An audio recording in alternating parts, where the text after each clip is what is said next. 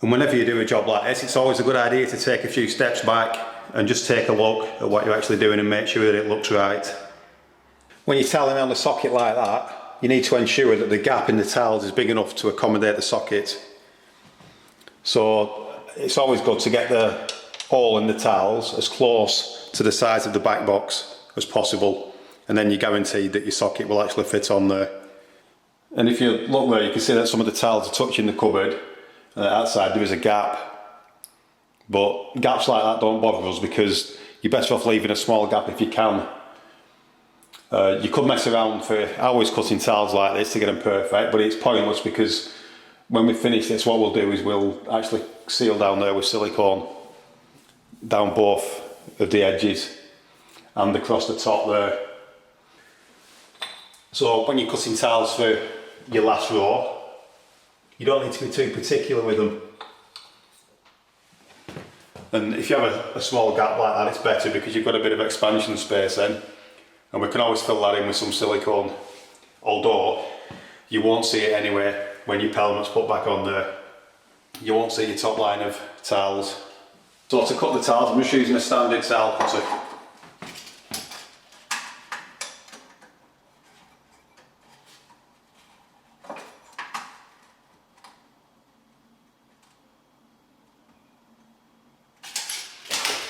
And I have done videos on how to use a tile cutter like this in the past.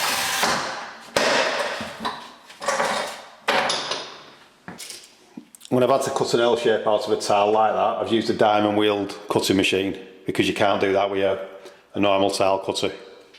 It's also a good idea to save your offcuts when you're cutting the tiles because these will often come in when you're doing a corner. So we've got a corner here. And this is an offcut that we've got from when we've cut a previous tile. If you look there, that'll just slot nicely in there.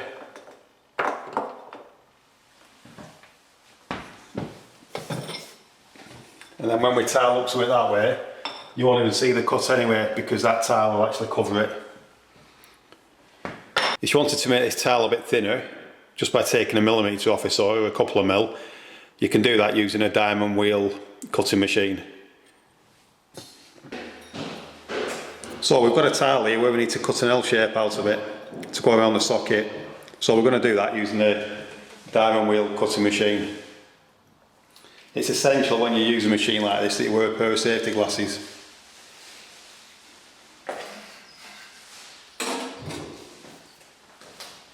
So I'll just start the machine up.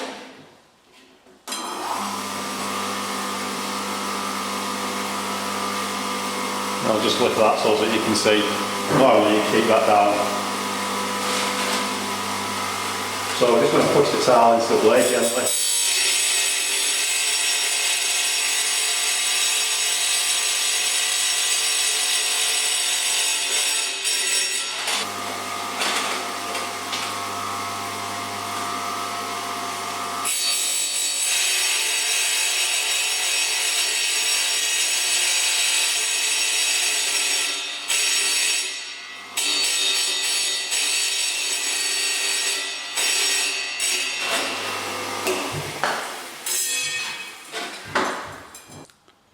So now we've removed that corner so that we can tile around the socket. So that's the tile that we've just cut.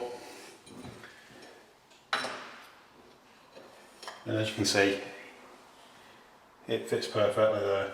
So we'll just continue now cutting around the socket. So for the straight cuts we're using this, which is a standard tile cutting machine. And for the complicated cuts like that we're using a diamond wheeled cutting machine. So here I've got a unsupported tile there above the socket back box. So what I've done there is I've just jammed it up using a few offcuts of tile and a tile spacer. That'll just stop that particular tile from slipping down. So I've put all the tiles in now along here, but we need to put a final row across the top. So I've cut a piece of tile trim there to the correct length. So now we need to get the tile trim in position. Now what you can do is put this on there and you can tack it with a couple of nails if you want. But there is other ways of doing things and I've come up with a better method. Well, what I think is a better method. So I've cut this tile here, but I've not actually fixed it yet. So I'm just going to remove it. I'm just going to put a blob, a tile adhesive in the middle. And then I'm going to put that back in position.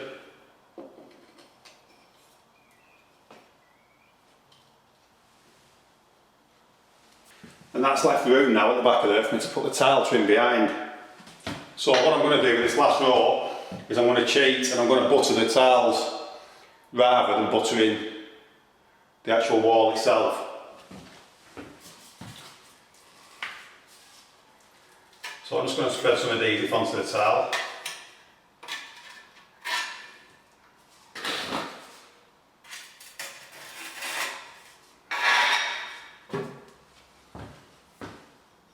And then I can position that there.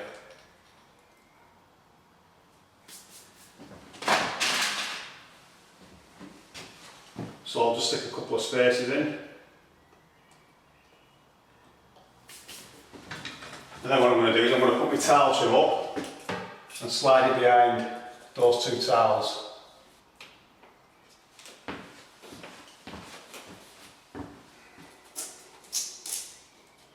So now the tile trim is in position. So all I need to do is go all the way along there and put the tiles in, and that'll hold it up.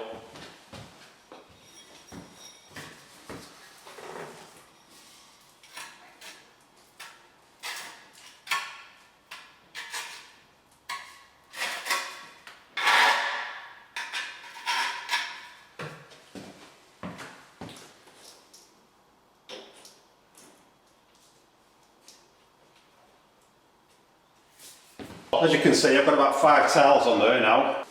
So now I'm going to go back to this end one that I put on earlier and remove it.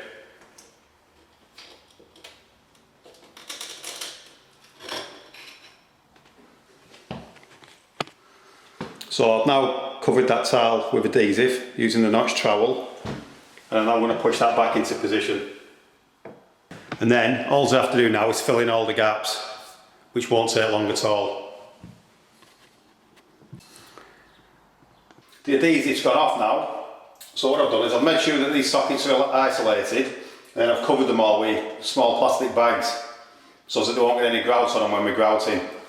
So the full kitchen starts there, and we've got the wall behind the sink.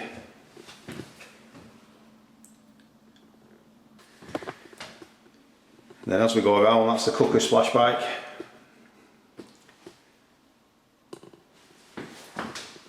And then that's the final wall. When I started this demonstration, you'll have seen me take off the pelmet, and now I've cut 10mm off there. So now it should fit back there perfectly.